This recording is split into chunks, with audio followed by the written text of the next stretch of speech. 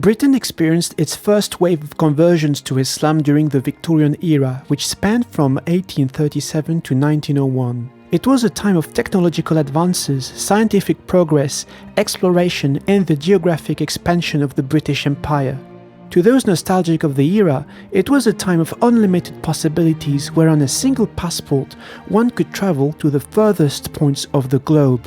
Hello and welcome. My name is William. I am a researcher in sociology at the University of Warwick in the UK. I was born in France, I'm Polish, but I have a fascination for Victorian fashion. So let me take you on a journey through time. It was a time of both fascination for and fear of the Orient, as labelled by Professor Edward Said, Orientalism. Many of the early British converts to the religion were people who, through their travels, came to be fascinated by, I quote, the peace and simplicity of what they saw of Muslim societies. Solicitor William Henry Quilliam became interested in Islam after seeing Moroccans pray on a ferry during a Mediterranean break in 1887. But not everyone could afford such travels. Most converts to Islam were young aristocrats or the children of the bourgeoisie. Some were explorers, intellectuals and high-ranking officials of the empire who had worked and lived in Muslim lands under British colonial rule. There were also women embracing Islam, such as Lady Evelyn Cobbold, Madame Teresa Griffinville, Fatima Elizabeth Cates. But before being Muslims, there were Victorians, so let me show you how would dress a Victorian man.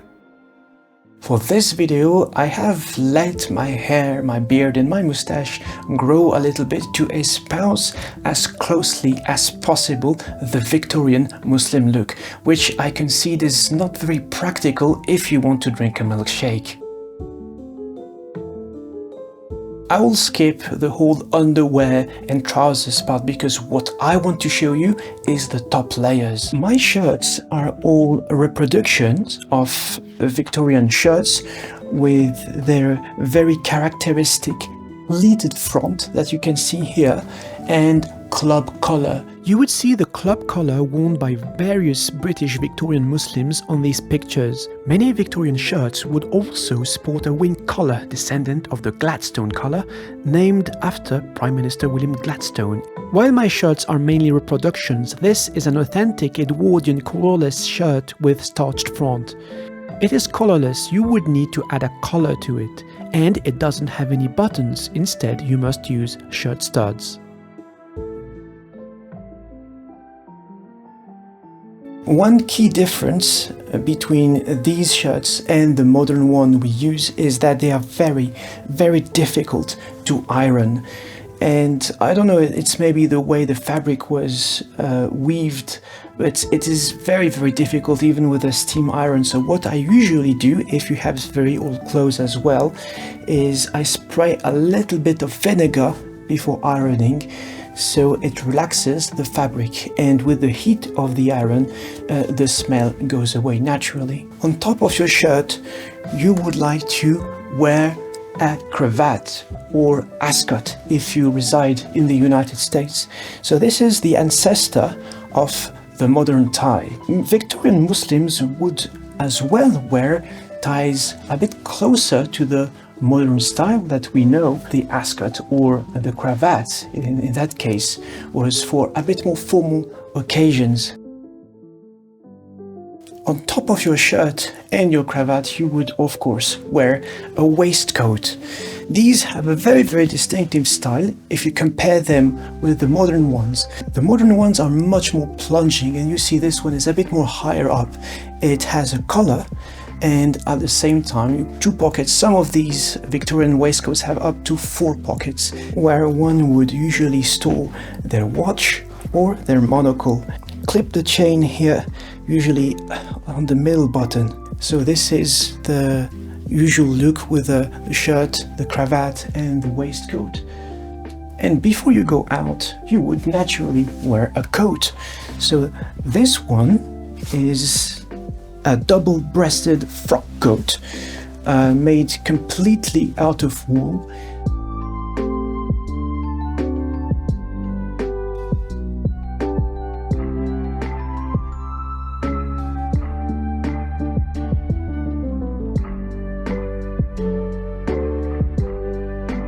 This is a coat that you can wear either open, just like that, or closed. I'm not sure it's supposed to be worn like this, but yeah, it has some different interesting combination, obviously.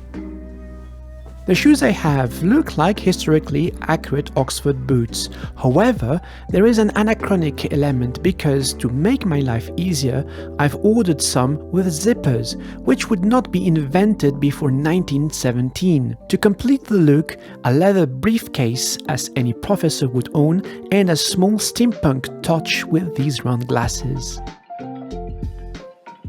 However, for a Victorian Muslim, this look wouldn't be complete without one final piece, which is the fez hat.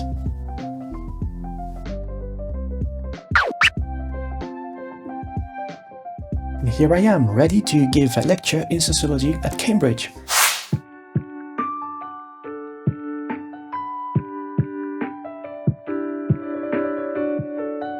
I am here in a very important place for British Islam, Cambridge Muslim College. This building, named Unity House, was a former vicarage built in 1847. However, no chance of finding any Victorian Muslims there because the college was not founded until July 2011. The college kept most elements and the distinctive homely smell of the Victorian building. However, since it has been transformed into a hub for Islamic knowledge, it boasts custom-made stained glass windows, a library, kitchen and a prayer room. And I am here with Abdul Malik Taylor, the first ever qualified Muslim tour guide in the UK, passionate about history and founder of Muslim History Tours. For more than 10 years, he's been offering walking tours, bus tours and halal cruises on the Thames at unbeatable prices with his unmistakable fez hat. So Abdul Malik, I have with me this fez hat borrowed from you, which is, I believe, what the Victorians used to wear back in the day. So my question is, why a fez hat and not a topi or a turban? For this to be explained properly, we need to head back a bit more in time to around about 1827 when the Ottoman Sultan Mehmud II introduced the fez hat for a newly created army regiment. That's how it happened. It kind of like spread eventually across the Ottomans themselves, and the fez hat replaced the turbans. Initially, the fez hat was they had a towel around it, but then the towel was dropped, and then we had remaining the fez hat. And those people who are aligned to the Ottoman Empire, they had the allegiance of basically wearing the fez hat. So even here in Britain, during the Victorian era, when we had the male Muslims present, they would largely wear the fez hat as opposed to the skull cap or the amama. Ties with the Ottomans not only inspired part of the Victorian Muslim fashion. In 1894, the Ottoman Sultan, with the approval of the Queen, appointed Quilliam as Sheikh al-Islam of the British Isles. And was this fez hat worn and every day, or was it only for specific occasions? Sometimes they would wear it on specific occasions, like high festivals, for example, like Eid, as well as the Ramadan time, or when the Muslims themselves had actually gathered for their important meetings in Britain. Thank you very much, Abdul Malik, and please follow him on social media. Any links in the description. Thank you. Alhamdulillah. And what better place to talk about Victorian Muslims than the Shah Jahan Mosque in Woking? Let's take a tour of it. Built in 1889 by Hungarian-British Orientalist Gottlieb Wilhelm Leitner, the Shah Jahan Mosque was initially built as a place for students at the Oriental Institute in Woking to worship. It was partly funded by Sultan Shah Jahan Begum of Bhopal. While it is the first purpose-built mosque in Britain, it is not the first Muslim prayer space. That was the Liverpool Muslim Institute, opened in 1889. The mosque was designed by architect William Isaac Chambers and built in Bath and Bargate stone. It was designed in a late Mughal style and has a dome, minarets and a courtyard. Queen Victoria's British Indian employees and her British Indian secretary Abdul Karim used the mosque when the Queen visited Windsor Castle. A small number of dignitaries, students, and guests used the mosque until Leitner's death in 1899, following which the mosque closed until the early 20th century. I am here with Mohammed Habib, who has been working as the manager for the Shah Jahan Mosque since 2015, for who I have a few questions about the mosque actually. So can you tell me very shortly about the history of the mosque? So the Shah Jahan Mosque is the first purpose-built mosque in Great Britain. It was built in the year 1889 by a Hungarian linguist called Gottlieb Leitner, who could speak 50 languages. He was the head of the Punjab University in India, and he wanted to set up an institution of Oriental learning here in Europe. So he came to the UK. He founded something called the Oriental College for Learning. The mosque was a place of worship for students that were coming to attend the college from India. The mosque was designed by a local architect from Guildford called William Isaac Chambers, and it was paid for by the Begum of Bhopal, Princess Shah Jahan. So it has a really interesting history. Dr. Leitner himself was Jewish, the architect William Chambers was Christian, and the Begum of Bhopal was Muslim. So it's a very multi-faith story, that's to say, which I guess was not very common for the UK, especially at that time, because the mosque was built in 1889, which coincided I believe a few months with the foundation of the Liverpool Mosque of the country. So I was wondering, are there any connections with the Victorians that set up the mosque in Liverpool and this one in Woking? So in the early Victorian period, a lot of people were accepting Islam and were becoming interested in the faith. So naturally, when the Shah Jahan Mosque was built, because it was the first purpose-built mosque in Britain, like Eid, for example, was done here. So it's probably the only place where there was a big congregational Eid Jamaat. So this attracted all of the Muslims to come, and it became a hub kind of for Islam within northwestern Europe, within Europe. So a lot of delegations, a lot of famous people visited the mosque over the years. But definitely for those people at the time that were Muslim, this would have been a place of learning, a place of education, a place of socializing, a place of obviously worship. So it served as being the hub at that time. So many famous Victorian British Muslims, Marmaduke Pickthall, Lord Headley, and the list is very long, would have all attended here at some point.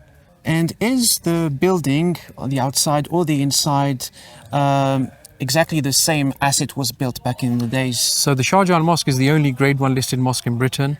So the actual structure itself is original. The mosque was built using Bath and Bargate stone. The dome is made out of zinc and copper. The mosque isn't the original colour that it was when it was originally built. It's gone through three different transitions of colour. Originally the stone was unpainted. The dome was an off-peach colour. In the 70s the mosque went all white, and in the 90s the green, white and gold scheme was introduced. But the structure itself is original, but the colour is not the original colour. This particular place, what is it? It should be of interest for nowadays Muslim community. So the mosque is a national heritage site, so it's a place which is of interest to people who are Muslim, people who are Christian, Jewish, any faith, have no faith. So it's a place where a lot of people come and visit to learn, to see the beautiful building, to learn about the history, to learn about Islam. So it's encouraged, and we encourage people to come in and visit and see the building. Next to the mosque we have the Sir Salah Jung building, which is a library. It was a publishing house and a museum once upon a time. And we also have a lot of other Islamic history within Woking. So we have the Memorial Garden, the Peace Garden in the Horswood Common, which was a cemetery for Muslim soldiers, Indian Muslim soldiers that fought for Britain, and also Brookwood Cemetery, where a lot of these people involved in the mosque, including Professor Leitner, who built the mosque, are buried. So the mosque serves as a place which is has a very open policy, like all mosques should have, and people are welcome to come in as and when they like, to visit, to have a look around, to learn about the history, to ask any questions. So we encourage people to come and visit us. Thank you very much for all this information, and so please, if you are in the area, please come and visit the Woking Shah Jahan Mosque.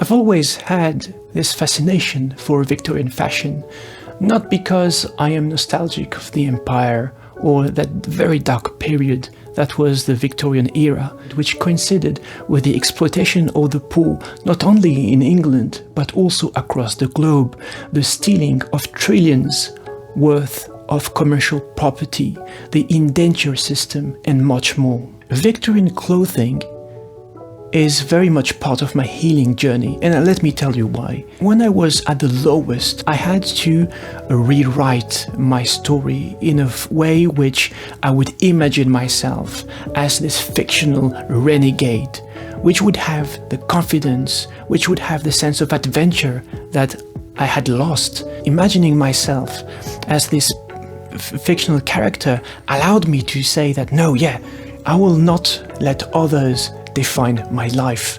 I will craft my own way, and I will keep on fighting for justice, even if I'm alone in that fight, because in any ways, God has my back. And perhaps it is also a way for me and for us to remember that while cultures and fashion are shaped by power and forces beyond our control, we still have, even at the margins, the possibility to reappropriate these codes of power, to subvert them in order to rewrite our narratives and tell ourselves that yes, we are worthy. Yes, there is hope. We will build our communities, we will craft our own ways, no matter what others say, because God has our back. Thank you very much for watching. Take care of yourselves and each other. Assalamu alaikum.